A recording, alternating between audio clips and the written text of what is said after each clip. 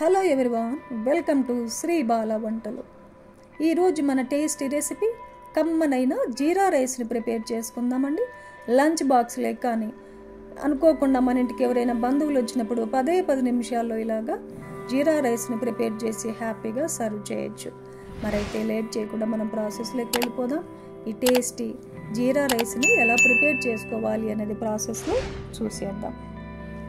నేను ఇక్కడ జీరా రైస్ కోసం బాస్మతి రైస్ వాడుతున్నానండి. బాస్మతి రైస్ ప్లేస్లో నార్మల్ రైస్ అయినా తీసుకోవచ్చు. ఒక గిన్నె పెట్టేసుకొని ఒక గ్లాస్ రైస్ వేసేసుకొని ఒక 2 సార్లు శుభ్రంగా కడిగేసుకోవాలి. 2-3 గ్లాసుల వరకు వాటర్ వేస్తున్నాను. వాటర్ ఏమీ కొలతలేమీ లేదండి. అన్నం ఉడికించుకోవడానికి సరిపడా వాటర్ వేసేసుకోవచ్చు. మూత పెట్టేసి ఒక అరగంట పాటు నానబెట్టుకుందాం. అలా నానబెట్టేసి రైస్ వండుకున్నామంటే రైస్ పొడి పొడిగా వస్తుంది. అరగంట తర్వాత చూడండి, రైస్ అంతా బాగా నానిపోయాయి కదా. ఇప్పుడు ఒక 2-3 పచ్చిమిర్చిని చీలికలుగా కట్ చేసి వేసుకోవాలి. మనం చేస్తున్నది జీరా రైస్ కదండి. ఒక 1/2 టేబుల్ స్పూన్ జీలకర్రను వేసేసుకుందాం. జీలకర్ర రైస్ మంచి ఫ్లేవర్ రావడం కోసం కొంచెం స్పైసెస్ వేస్తున్నాను. ఒక 10 మిరియాలని, ఒక 2 యాలకులను వేసేసుకుందాం. ఒక 2 పీసెస్ని చెక్కను వేసేసుకోవాలి. ఒక 4 వరకు లవంగాలను వేసేసుకుందాం. ఒక 1/2 టేబుల్ స్పూన్ సాల్ట్ను వేసేసుకోవాలి. 1 టేబుల్ స్పూన్ నెయ్యిని వేసేసుకొని ఈ మొత్తాన్ని ఒకసారి బాగా కలిపేసుకొని స్టవ్ ఆన్ చేసుకొని రైస్ 90% ఉడికేంత వరకు ఉడికించుకోవాలి. ఒకసారి చెక్ చేసుకోవాలి. చూడండి, రైస్ 90% వరకు మనకు ఉడికిపోయింది. ఇలా ఉడికించుకున్నామంటే జీరా రైస్ పొడి పొడిగా వస్తుందన్నమాట. రైస్లో ఉన్న ఎక్స్ట్రా వాటర్ని వంపేసుకోవాలి.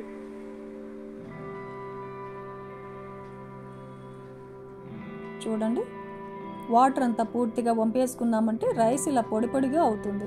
ఈ రైస్ని ఇలా పక్కన పెట్టేద్దాం. ఇప్పుడు స్టవ్ ఆన్ చేసుకుని ఒక ప్యాన్ పెట్టేసుకుందాం. ఒక 2 టేబుల్ స్పూన్లు నెయ్యి వేసాను. నెయ్యితో చేసుకుంటేనే జీరా రైస్ టేస్ట్ చాలా బాగుంటుందండి.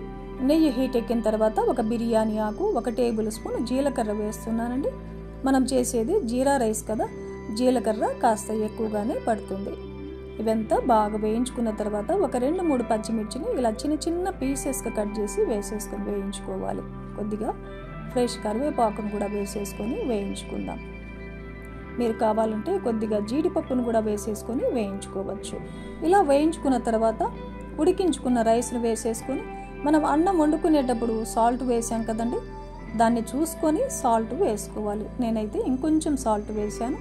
ఒక 2-3 టేబుల్ స్పూన్లమైన కొత్తిమీరను కూడా చిన్న చిన్న పీసెస్గా కట్ చేసి వేసేసుకోవాలి. ఇప్పుడు స్టవ్ని మీడియం ఫ్లేమ్లో పెట్టేసుకొని రైస్నంతా కలిపేసుకోవాలి.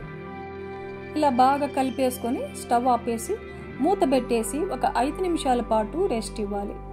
ఇలా రెస్ట్ ఇవ్వడం వల్ల రైస్కి ఆ ఫ్లేవర్స్ అన్ని పట్టి జీరా రైస్ టేస్ట్ చాలా బాగుంటుంది. 5 నిమిషాల తర్వాత మూత తీసి ఇంకొకసారి అలా కలిపేసుకొని డిష్ అవుట్ చేసుకుందాం. చూడండి, పొడి పొడిగా రెస్టారెంట్ స్టైల్లో జీరా రైస్ మనకు రెడీ అయిపోయింది. జీరా రైస్ చేసుకోవడం చాలా తేలిక. 10 నిమిషాల్లో ఈ రైస్ని ప్రిపేర్ చేసుకోవచ్చు. ఈజీ లంచ్ బాక్స్ రెసిపీ అన్నమాట. ఆనియన్ రైతాతో టేస్ట్ సూపర్గా ఉంటుందండి. చూశారు కదండి, ఈ టేస్టీ జీరా రైస్ని ఈ ప్రాసెస్లో మీరు కూడా ఇంట్లో ప్రిపేర్ చేసి ఫ్యామిలీతో టేస్ట్ చేయండి. ఫ్యామిలీలో అందరికీ చాలా బాగా నచ్చుతుందండి. ఈ వీడియో నచ్చితే లైక్ చేయండి, షేర్ చేయండి, సబ్స్క్రైబ్ చేయండి. థ్యాంక్ యూ అండి. Thanks for watching.